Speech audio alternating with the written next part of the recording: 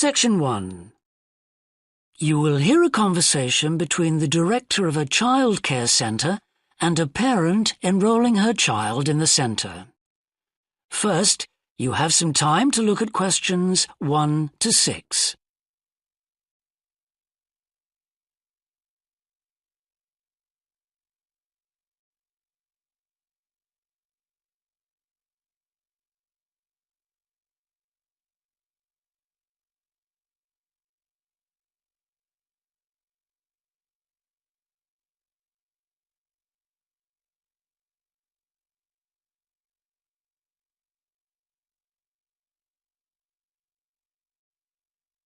You will see that there is an example that has been done for you. On this occasion only, the conversation relating to this will be played first. Good morning. Welcome to the Early Learning Childcare Centre. How may I help you? Hi, I spoke to you last week about enrolling my daughter for next year. Oh, yes. I'll just get some details from you. So, you're her mother? That's right. And can I have your name? It's Carol Smith. The parent's name is Carol Smith, so Smith has been written in the space. Now we shall begin. You should answer the questions as you listen, because you will not hear the recording a second time. Listen carefully and answer questions 1 to 6. Good morning. Welcome to the Early Learning Childcare Centre. How may I help you? Hi, I spoke to you last week about enrolling my daughter for next year. Oh, yes. I'll just get some details from you. So, you're her mother? That's right. And can I have your name? It's Carol Smith. And your daughter's name? It's Kate. Now, we have several groups at the centre and we cater for children from 3 to 5 years old. How old is your daughter? She's 3 now, but she turns 4 next month. I'll put 4 down because that's how old she'll be when she starts. Fine. She's so excited about her birthday and coming to the centre. Oh, that's good to hear. And what's your address? It's 46 Wombat Road. That's WOMBAT. Woodside 4032. And what's the phone number? Oh, it's 3345 9865. So, have you decided on the days you would like to bring your daughter here? I'd prefer Monday and Wednesday if possible. I'll check. Monday's fine, but I think the centre is already full for Wednesday. Yes. Sorry, it seems to be a very popular day. We can offer you a Thursday or a Friday as well. Oh dear. I suppose Thursday would be all right because she has swimming on Friday. OK, got that. Because a lot of parents work, we do offer flexible start and finish times. We're open from 7:30 in the morning until 6 o'clock at night. What time would you like your daughter to start? I need to get to work in the city by 9, so I'll drop her off at 8:30. You're pretty close to the city here, so that should give me plenty of time to get there. That's fine. Now, we also need to decide which group she'll be in. We have 2 different groups and they're divided up according to age. There's the green group, which is for 3 to 4-year-olds, and then there's the red group, which is for 4 to 5-year-olds. She's quite mature for her age and she can already write her name and read a little. Well, I'll put her in the red group and we can always change her to the green one if there are any problems. That sounds fine. OK, let's move on to meals. We can provide breakfast, lunch and dinner. As she's finishing pretty early, she won't need dinner. Will you give her breakfast before she comes? Yes, she'll only need lunch. Before you hear the rest of the conversation, you have some time to look at questions 7 to 10.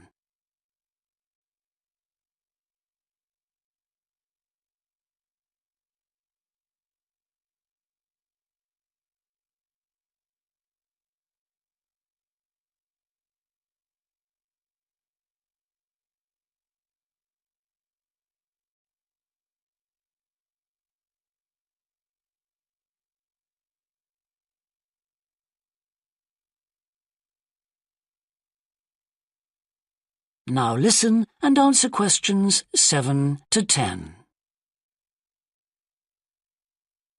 Now, does she have any medical conditions we need to know about? Does she have asthma or any hearing problems, for example?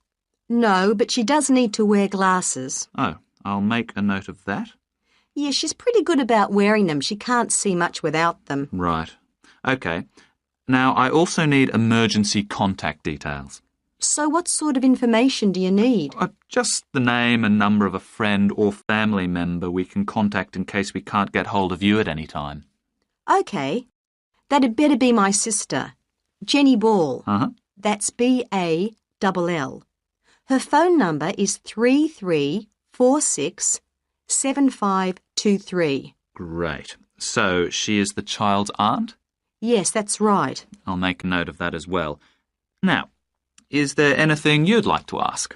What about payment? How much are the fees each term? Well, for 2 days and the hours you've chosen, that will be $450 altogether. OK, and do I have to pay that now? No, we send out invoices once the children start at the centre. You can choose to pay at the end of each term, or we do offer a slightly discounted rate if you pay every month. Oh, I'll do that then. I find it easier to budget that way, and I'm not used to the term dates just yet. Good. It makes it a lot simpler for us as well. Well, that's everything. Would you like me to show you around the centre? We can go.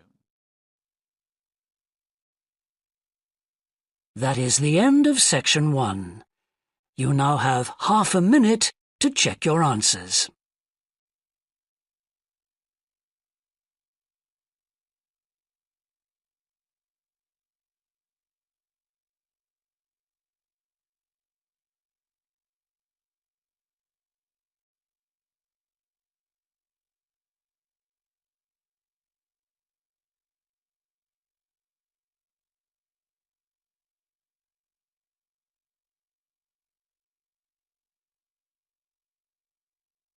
Now turn to section 2.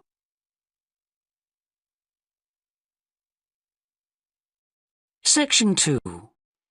You will hear a woman called Alice Bustle talking on the radio about the Dolphin Conservation Trust, an organisation which tries to protect dolphins. First, you have some time to look at questions 11 to 15.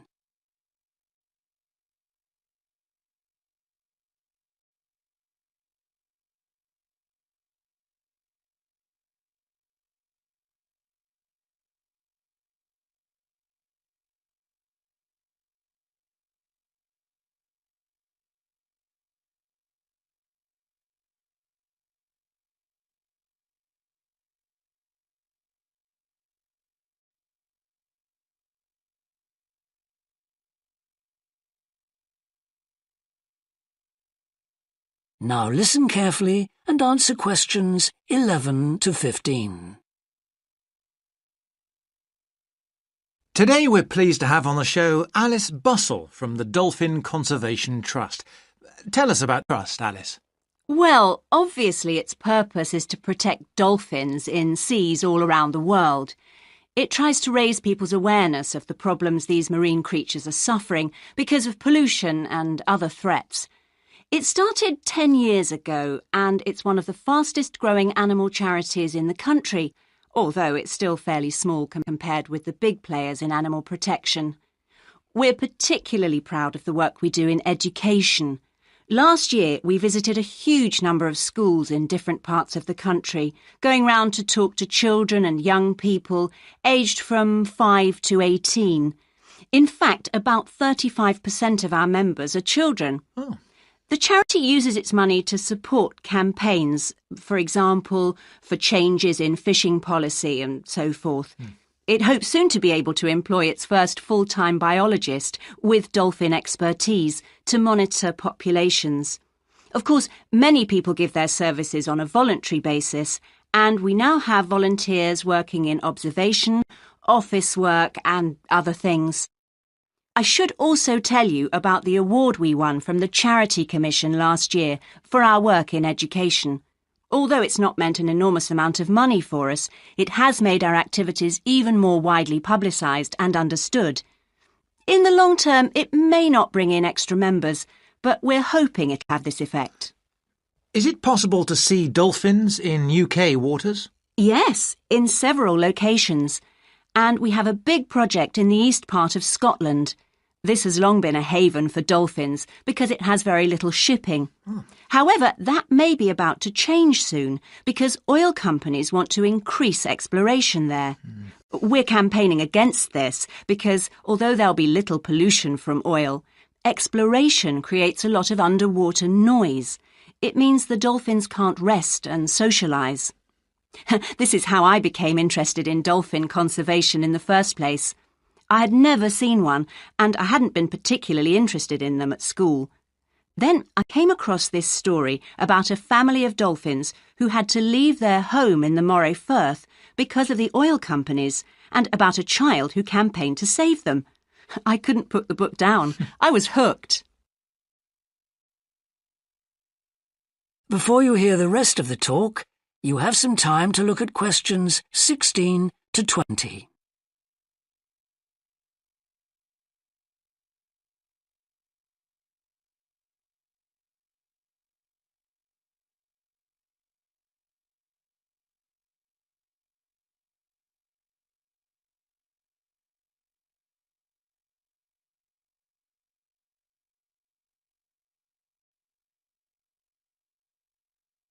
Now listen and answer questions 16 to 20. I'm sure our listeners will want to find out what they can do to help. You mentioned the Adopt a Dolphin scheme. Can you tell us about that? Of course. People can choose one of our dolphins to sponsor. They receive a picture of it and news updates. I'd like to tell you about 4 which are currently being adopted by our members: Moondancer, Echo, Kiwi and Samson. Unfortunately, Echo is being rather elusive this year and hasn't yet been sighted by our observers, but we remain optimistic that he'll be out there soon. All the others have been out in force. Samson and Moondancer are often photographed together, but it's Kiwi who's our real character, as she seems to love coming up close for the cameras, and we've captured her on film hundreds of times. They all have their own personalities. Moondancer is very elegant and curves out and into the water very smoothly, whereas Samson has a lot of energy. He's always leaping out of the water with great vigour. You'd probably expect him to be the youngest. He's not quite. That's Kiwi. But Samson's the latest of our dolphins to be chosen for the scheme. Kiwi makes a lot of noise, so we can often pick her out straight away. Echo and Moondancer are noisy too, but Moondancer's easy to find because she has a particularly large fin on her back, which makes her easy to identify. So, yes, they're all very different. Well, they sound a fascinating group. And how would you go about... That is the end of section 2. You now have half a minute to check your answers.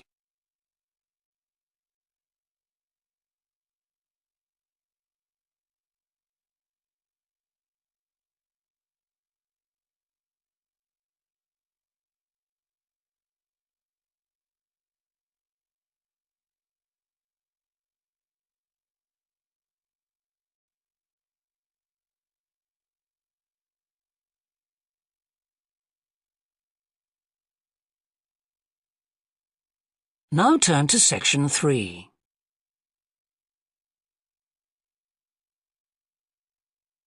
Section 3. You will hear a student called Rob, who is in the first year of a theatre studies course, talking to another student called Mia, who's in the 4th year of the same course. First, you have some time to look at questions 21 to 25.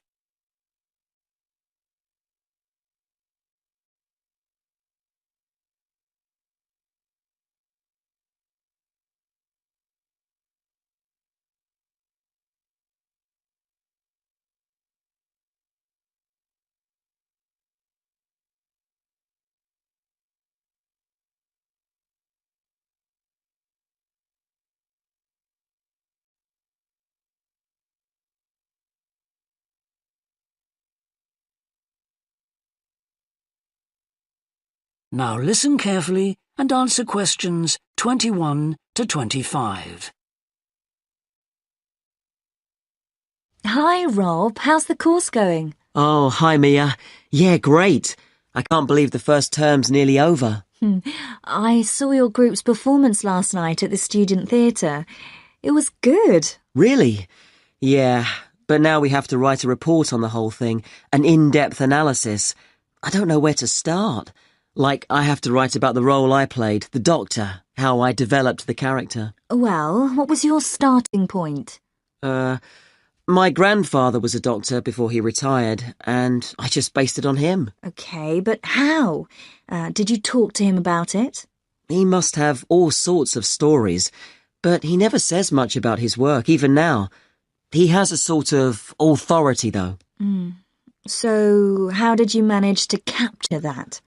I'd visualise what he must have been like in the past when he was sitting in his consulting room listening to his patients. Okay, so that's what you explain in your report. Right. Then there's the issue of atmosphere.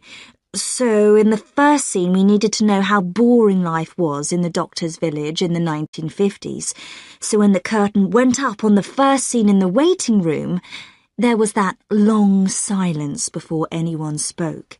And then people kept saying the same thing over and over, like, cold, isn't it? Yes, and everyone wore grey and brown and just sat in a row. Yes, all those details of the production. And I have to analyse how I functioned in the group, what I found out about myself.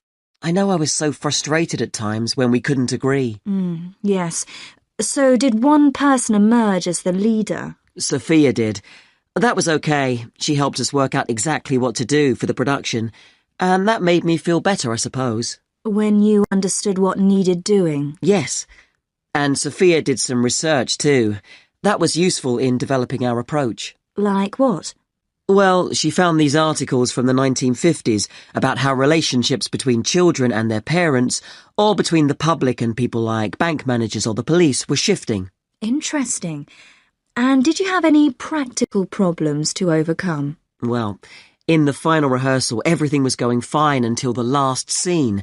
That's where the doctor's first patient appears on stage on his own. The one in the wheelchair? Yes, and he had this really long speech with the stage all dark except for one spotlight. And then that stuck somehow, so it was shining on the wrong side of the stage. Anyway, we got that fixed, thank goodness. Yes, it was fine on the night.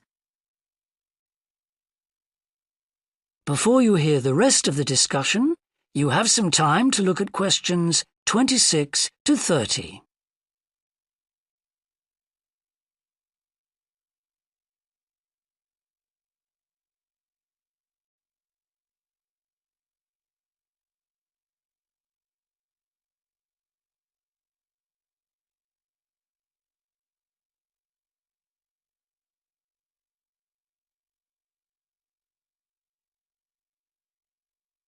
Now listen and answer questions 26 to 30. But while you're here, Mia, I wanted to ask you about the year abroad option. Would you recommend doing that? Yes, definitely. It's a fantastic chance to study in another country for a year. I think I'd like to do it, but it looks very competitive. There's only a limited number of places. Yes. So, next year, when you're in the second year of the course, you need to work really hard in all your theatre studies modules. Only students with good marks get places. You have to prove that you know your subject really well. Right. So, how did you choose where to go? Well, I decided I wanted a programme that would fit in with what I wanted to do after I graduate. So I looked for a university with emphasis on acting rather than directing, for example. It depends on you. Then about 6 months before you go, you have to email the scheme coordinator with your top 3 choices. I had a friend who missed the deadline and didn't get her first choice, so you do need to get a move on at that stage. You'll find that certain places are very popular with everyone. And don't you have to write a personal statement at that stage? Yes. Right. I'll get some of the final year students to give me some tips. Maybe see if I can read what they wrote. I think that's a very good idea. I don't mind showing you what I did. And while you're abroad, don't make the mistake I made. I got so involved I forgot all about making arrangements for when I came back here for the final year.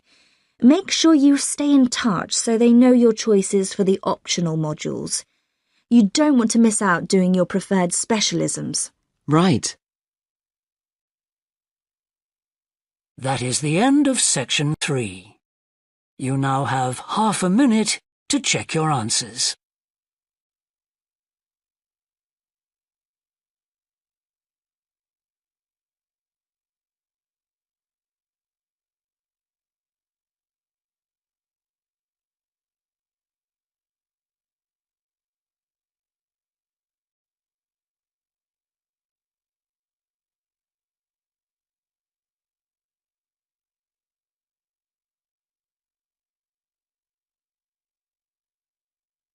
Now turn to section 4.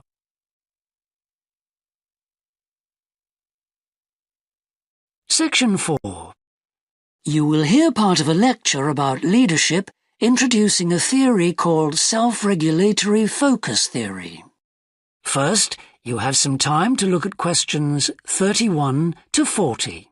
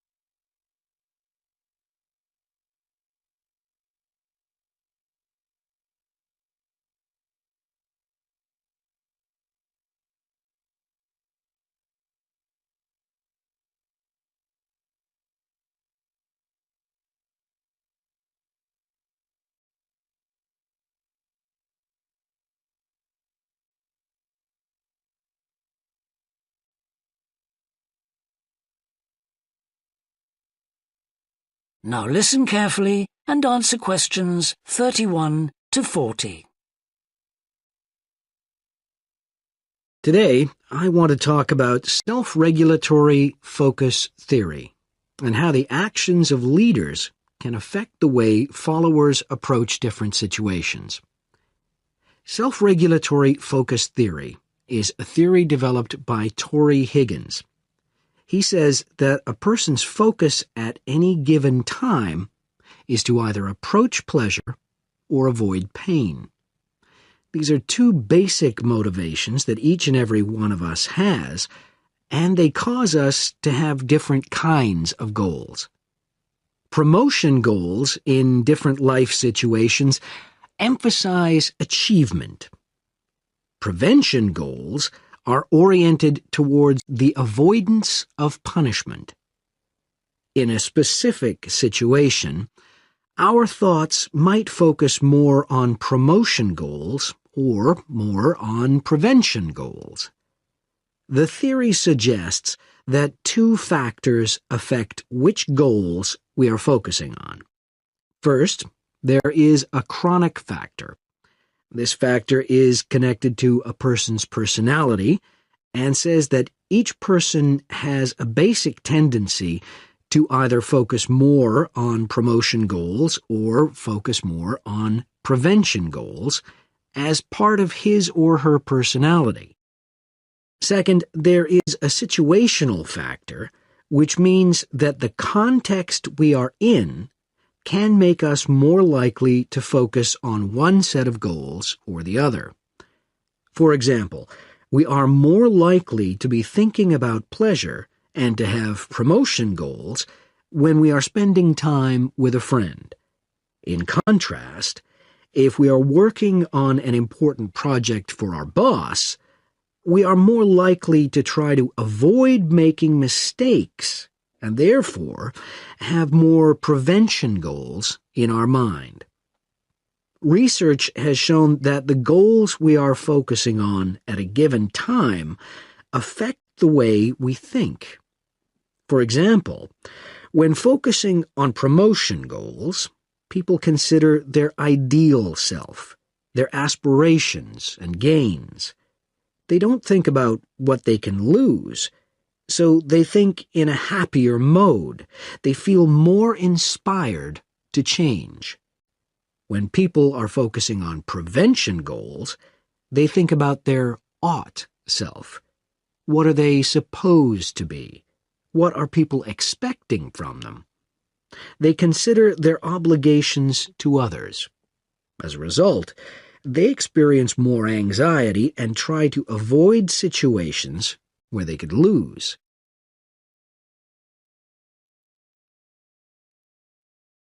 Now that I have talked about the two focuses and how they affect people, I want to look at the idea that the way leaders behave, or their style of leading, can affect the focus that followers adopt in a specific situation. In talking about leadership, we often mention transformational leaders and transactional leaders. Transformational leaders, when interacting with their followers, focus on their development. In their words and actions, transformational leaders highlight change. Their speech is passionate and conveys a definitive vision. All of these things can encourage followers to think about what could be. In other words, they inspire a promotion focus in their followers. In contrast, transactional leaders focus on developing clear structures that tell their followers exactly what is expected of them. While they do explain the rewards people will get for following orders, they emphasize more how a follower will be punished, or that a follower won't get rewarded if his or her behavior doesn't change. In short, they emphasize the consequences of making a mistake. This emphasis will clearly lead followers to focus on avoiding punishment and problems. This is clearly a prevention focus. In conclusion, it is important to understand that one focus is not necessarily better than the other one. For a designer who works in a field where a lot of innovation is needed, a promotion focus is probably better. In contrast, a prevention focus, which causes people to work more cautiously and produce higher quality work, might be very appropriate for a job like a surgeon, for example. The main point of the research, though, is that the actions of leaders can greatly influence whether people approach a situation with more of a promotion focus or more of a prevention focus. That is the end of section 4. You now have half a minute to check your answers.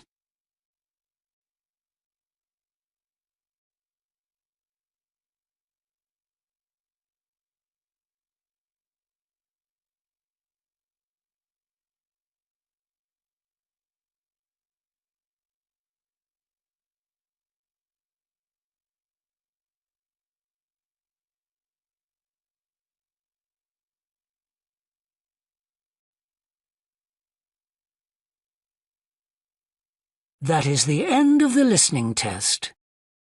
In the IELTS test, you would now have 10 minutes to transfer your answers to the answer sheet.